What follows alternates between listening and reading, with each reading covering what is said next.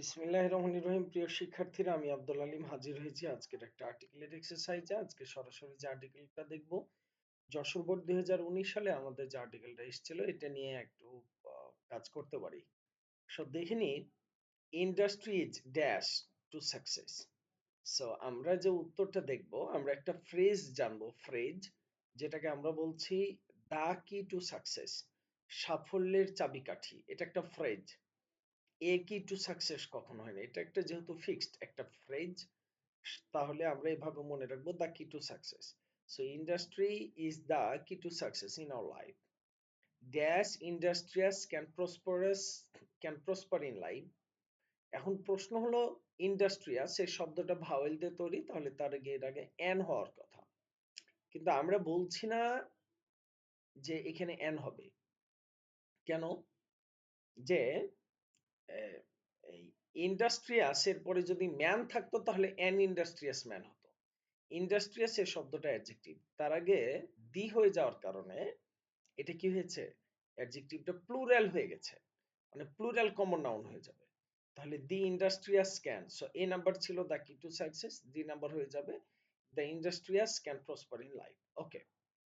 Dash man who does not, এ who মানে কে? হু তার পূর্ববর্তী শব্দকে নির্দেশ করেছে। সো রিলেটিভ ক্লজে রিলেটিভ প্রোনাউনের পূর্বের শব্দ যদি একটা নাউন থাকে এবং তার আগে ড্যাশ থাকে, তাহলে এ ড্যাশ সর্বদা দি হবে। আমি আরেকবার বলছি, এটা একটা রিলেটিভ প্রোনাউন, এটা একটা রিলেটিভ ক্লজ। এই অংশটা, এই রিলেটিভ ক্লজে রিলেটিভ প্রোনাউনের পূর্বে একটা নাউন আছে, নাউনের আগে যদি কোনো আর্টিকেল বসাতে হয় তাহলে অবশ্যই সেটা নির্দিষ্ট হয়ে দি হবে। তাহলে the man who does not, a man কেন হলো না? এ হু মানে কে? ওই মানুষটা। এবার মানুষটা কি হয়ে গেছে? নির্দিষ্ট হয়ে গেছে। তাই ওখানে আমরা কি করব? The man, the man who does not undertake dash hard work. Okay, undertake hard work.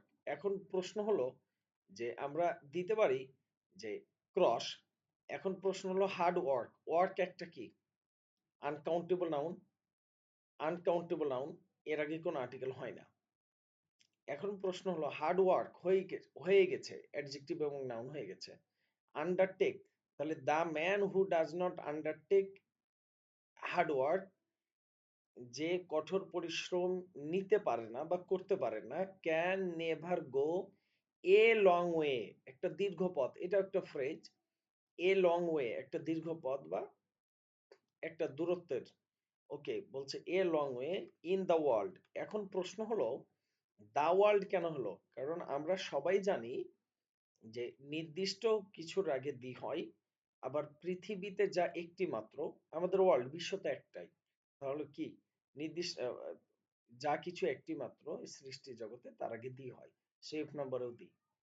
Many dash man is not aware of. Okay, আমরা একটু বলে নিই মেনি এ। এখন প্রশ্ন হলো মেনি এ কেন হলো? মেনি এটা হলো প্লুরালের জন্য বসে।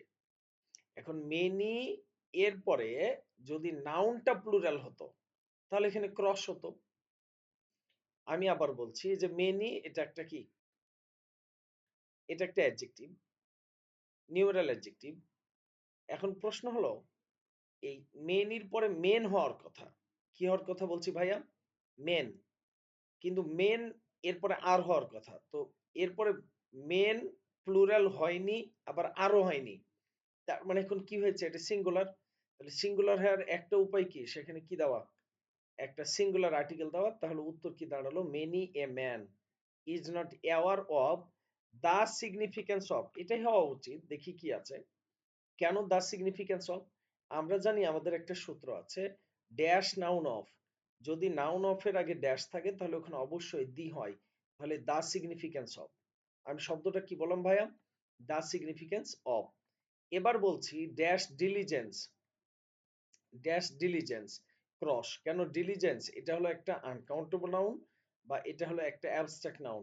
ইএনসি বা এএনসি, তাহলে ইএনসি বা এএনসি থাকলে এটা একটা অ্যাবস্ট্রাক্ট নাউন হয়। তো অ্যাবস্ট্রাক্ট নাউনের আগে মূলত নির্দিষ্ট না করলে কোনো কি হয় না, আর্টিকেল হয় না, তাই উত্তর কি? ক্রস।